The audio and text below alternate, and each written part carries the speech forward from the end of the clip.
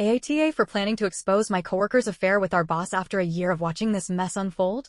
So, I've been wrestling with this situation at work for over a year now, and it's gotten to the point where I can't keep it bottled up anymore. I need some outside perspective because I'm torn between doing what feels right and staying out of something that's technically not my problem. Here's the deal. One of my coworkers is tangled up in an affair with our compliance manager, and it's a total train wreck. The worst part? He's cheating on his long-term partner, someone he's been with for years, so long they're considered common law married under the law. They share a home, a life, everything, but from what he's told my coworker, he's completely checked out. He's never around for her, always grumbling about how he's lost interest, and doesn't even try anymore. Yet, he's still living with her, cozy as can be. Let me paint the picture. I'm 28, working this decent office job at a company I won't name for obvious reasons. It's one of those places with fluorescent lights, endless coffee runs, and too many meetings about nothing. My coworker, let's call her Emily, is someone I used to consider a friend. We'd chat during breaks, swap stories, complain about deadlines. Then there's the compliance manager, let's call him Greg. He's in his late 40s, makes over $100,000 a year, and struts around like he owns the place. He's got this polished vibe, nice suits, slick hair, but there's always been something off about him. I couldn't put my finger on it until Emily started spilling the tea about their little secret. It started about a year ago. Emily and I were grabbing lunch one day when she casually mentioned Greg had been texting her outside work hours. I didn't think much of it. Managers sometimes check in, right? But then she kept bringing him up. Every shift, it was, Greg said this, or Greg did that. She'd gush about how charming he was, how he got her like no one else. I started piecing it together when she let slip he'd given her a key to his other place. Yeah, other place.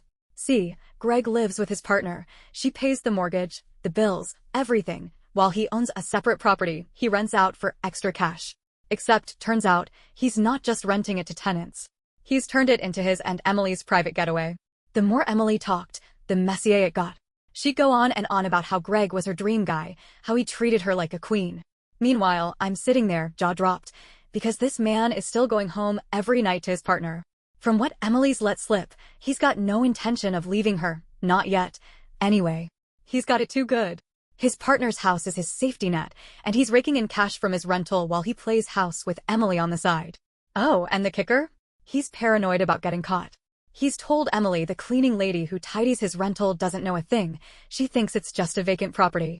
He's terrified she'll figure it out and tell his partner. What really started grinding my gears was how Greg talks about his partner to Emily. He's constantly tearing her down, calling her lazy, whining about her habits, saying she's holding him back. All this while he's eating her food, sleeping in her bed, and letting her bankroll his life. Emily just laps it up, nodding along like it's gospel. It's disgusting. His partner's been pushing for an official marriage. She's practically begging after all these years, and he's dodging it like a pro. Apparently, he's been married before, multiple times, and lost a fortune in divorces. You'd think he'd have learned his lesson, but no. He's juggling both women like it's a game, and they're both losing. It gets worse. Emily's told me Greg's been buying her gifts, fancy clothes, stuff he likes her to wear when they're together at his place. Recently, she mentioned he's offered to help with her bills, like he's setting her up as his second life. I'm over here thinking, how's this guy not ashamed? He's mooching off his partner, building something new with Emily, and acting like he's some generous hero. It's not just the cheating that gets me, it's the way he's using everyone. His partner has no clue he's halfway out the door, and Emily's too starry-eyed to see she's just a pawn. At first, I tried to stay out of it. It's not my circus, not my monkeys, right? But Emily wouldn't stop talking about him. Every single shift, it was Greg this, Greg that. She'd rave about how amazing he was, how he was basically perfect, like he walked on water. It was exhausting. I'd sit there, pretending to listen, while my stomach churned.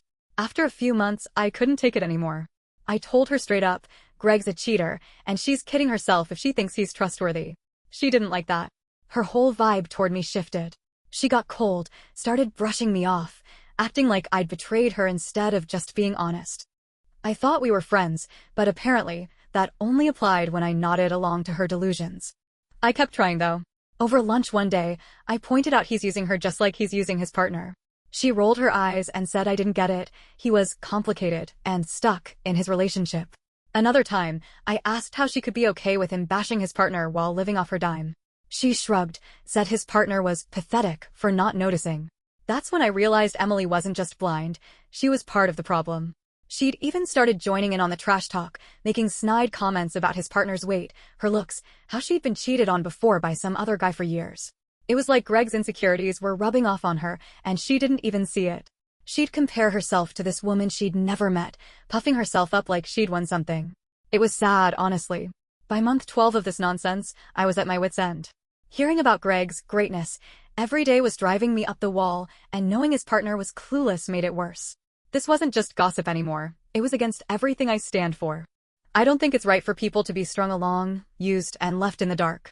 His partner deserves to know she's being played, and Emily deserves a reality check, even if she hates me for it. So, I started thinking about doing something drastic.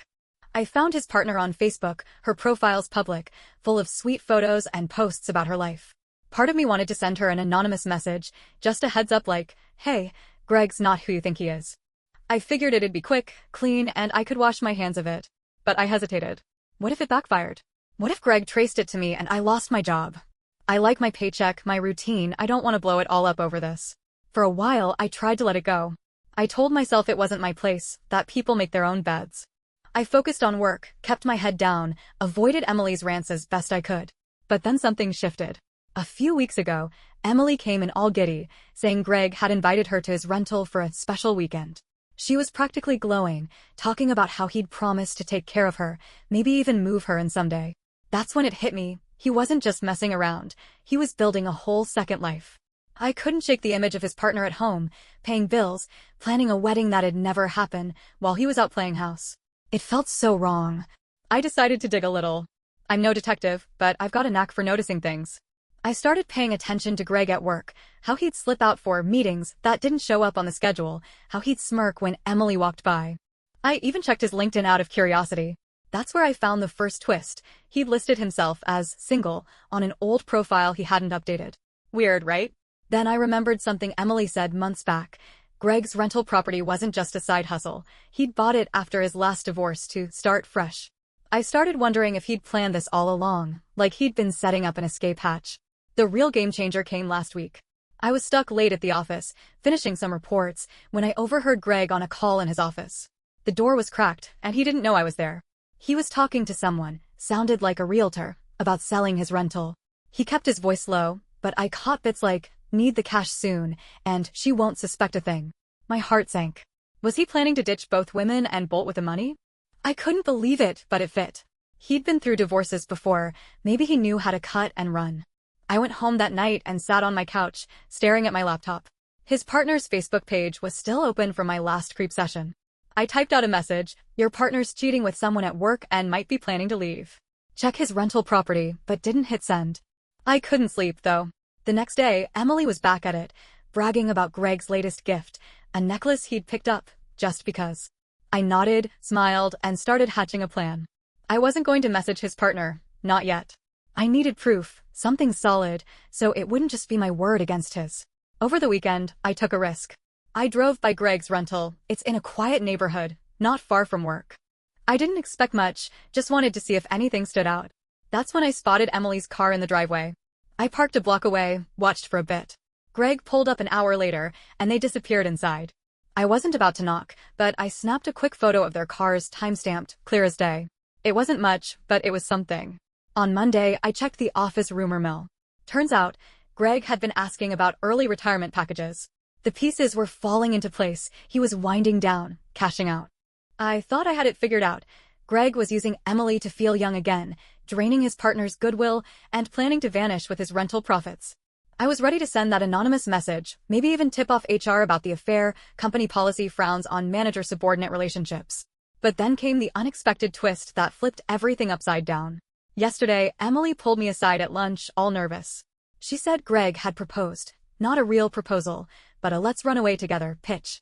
He'd told her he was selling the rental, leaving his partner, and wanted her to come with him. She was giddy, but then she dropped the bomb. His partner knew. Not about the affair, about the sale. She'd found out through a bank statement and confronted him. Greg had spun some story about investing, the money for their future, and she'd bought it. Emily laughed it off, saying his partner was too trusting for her own good. I sat there stunned. His partner wasn't clueless, she was just in denial. And Greg wasn't bolting alone, he was taking Emily with him. Here's the crazy part, I don't think Emily sees the full picture. Greg's not some romantic hero. He's a guy who's burned bridges before. I started wondering if he'd ditch her too, once the cash was in hand. I went back to my photo, my unsent message, and realized I'd been wrong about who needed saving. His partner might be better off without him, but Emily's diving headfirst into a trap.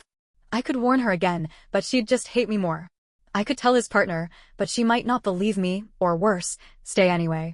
So now I'm here, a year into this mess, with a choice I never expected. I didn't send the Facebook message. Instead, I printed that photo, wrote a note, "He's leaving with her, not for you," and mailed it to his partner's address. No return info. I don't know if she'll open it or if it'll change anything. Maybe she'll kick him out, maybe she won't. As for Emily, I'm done trying to wake her up. She's made her bed, and Greg's made his. Me? I'm just the coworker who couldn't stay quiet anymore. AITA for stepping in, or should I have kept my nose out of it? I guess I'll find out when the dust settles, if it ever does.